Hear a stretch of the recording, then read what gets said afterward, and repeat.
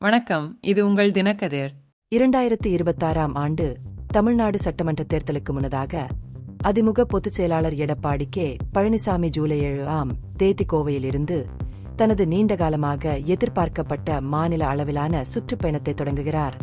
மக்களை காப்போம், தமிழகத்தை மீட்போம் என்ற இந்த பயணத்தின் முதல் கட்டம் ஜூலை 21ஆம் தேதி தஞ்சாவூரில் முடிவடையும்.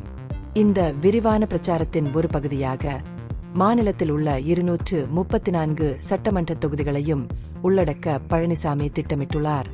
2026க்கு பிறகு தமிழ்நாட்டில் கூட்டணி அரசு அமையும் என்று மத்திய உள்துறை அமைச்சர் அமித்ஷா சமீபத்தில் கூறிய போதிலும், பழனிசாமி எந்த தயக்கமும் இல்லாமல் நம்பிக்கையுடன் தனது சுற்றுப்பயண அட்டவணையை அறிவித்தார். பிரச்சாரத்திற்கு முன்னோடியாக அவர் தனது முதல் தேர்தல் வாக்குறுதியையும் அறிவித்தார். அமைதி, செழிப்பு, வளர்ச்சி மற்றும் தமிழ்நாட்டின் உரிமைகளை மீட்டெடுப்பதாக, அவை திமுக ஆட்சியில் குறைமதிப்பிற்கு உட்படுத்தப்பட்டுள்ளதாக அவர் கூறுகிறார். ஆரம்பத்தில் 2023 டிசம்பரில் நடந்த அதிமுக பொதுக்குழு கூட்டத்தின் போது திமுக அரசின் தோல்விகளை அம்பலப்படுத்த ஜனவரி 2024இல் சுற்றுப்பயணத்தை தொடங்குவதாக பழனிசாமி அறிவித்திருந்தார். இருப்பினும் திட்டம் தாமதமானது. ஜூன் 24 மற்றும் 25 ஆகிய தேதிகளில் மாவட்ட செயலாளர்களுடனான சந்திப்புகளின் போது பூத்நிலை குழுக்களை வலுப்படுத்தும் பணிகளை முடிப்பதோடு இணைத்து சுற்றுப்பயணத்தின் தொடக்கத்தை அவர் இறுதி செய்தார். திமுக தலைவரும் முதலமைச்சருமான ஸ்டாலின் மாவட்டங்களுக்கு சுற்றுப்பயணம் மேற்கொண்டு வளர்ச்சித் திட்டங்களை தொடங்கி சாலை பயணங்களை நடத்துவதால் அரசியல் சூழல் சூடுபிடித்துள்ளது.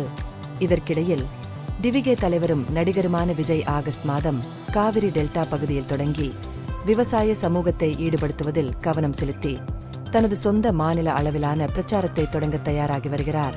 கடந்த சில மாதங்களாக பழனிசாமி திமுக அரசின் மீதான தாக்குதல்களை தீவிரப்படுத்தியுள்ளார். குறிப்பாக சட்டம் ஒழுங்கு தொடர்பான பிரச்சினைகளை குறிவைத்து சட்டமன்ற தேர்தலுக்கான தயார் நிலையை மதிப்பிடுவதற்கும் கட்சியின் தகவல் தொழில்நுட்ப பிரிவின் செயல்பாட்டை மேம்படுத்துவதற்கும் கட்சி மாவட்ட செயலாளர்களுடன் அவர் தொடர்ந்து ஆலோசனை நடத்தி வருகிறார். பொதுமக்களை பாதிக்கும் பிரச்சினைகள் குறித்து அதிமுக மாநிலம் முழுவதும் ஏராளமான போராட்டங்களையும் நடத்தியுள்ளது. கட்சிக்குள் முக்கிய நியமனங்களை பழனிசாமி அறிவித்தார்.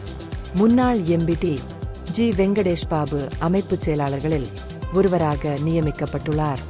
வெங்கடேஷ் பாபுவுக்கு பதிலாக வடசென்னை மாவட்ட செயலாளராக புரசை வி. எஸ். பாபு பொறுப்பேற்றுள்ளார். கன்னியாகுமரியில் மேற்கு மாவட்ட செயலாளராக ஆர். ஜெயஸ்வர்ஷன் நியமிக்கப்பட்டுள்ளார். அதே நேரத்தில் தீஜான் தங்கம் அமைப்புச் செயலாளராக நியமிக்கப்பட்டுள்ளனர். இதற்கிடையில் உட்கட்சி பூசல்கள் காரணமாக அதிமுகவின் இரட்டை இலை சின்னத்தை முடக்குவது தொடர்பான அதிகார வரம்பு குறித்து முடிவெடுக்க கோரிய மனுவுக்கு ஜூலை 4ஆம் தேதிக்குள் பதிலளிக்குமாறு இந்திய தேர்தல் ஆணையத்திற்கு சென்னை உயர் நீதிமன்றம் உத்தரவிட்டுள்ளது.